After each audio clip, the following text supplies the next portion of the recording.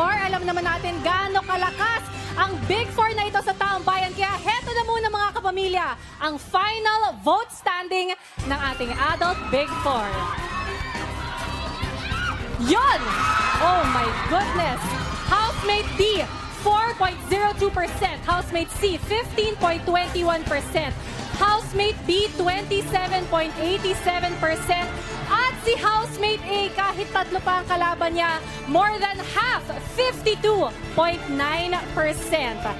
Sino nga ba itong si Housemate A na may pinakamaraming percentage of the votes? Alex! Yes, Ate V! Ito na nga ang resulta ng naging botohan.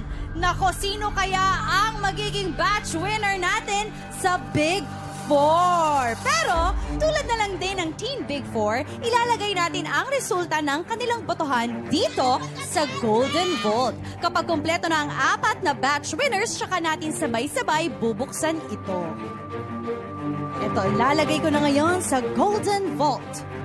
Ayan, safe and sound. Isasara na natin ang Golden Vault muna. I-lock natin. Yan. Kahit anong gawin ko, hindi na siya. Safe na siya. At sa ating pagbabalik, makakasama na natin ang Big Four! Suot ang Big Four jackets nila. Care of our friends from Jag. Jag 28 custom length, no alterations. Jag has denim that is cut for you. At kahit hindi pa natin makikilala ang ating Guy Teen Star Gymmers, heto naman ang isang patikim sa kanila. Ang mangyayari sa Big Island Adventure ng girls, panoorin natin lahat.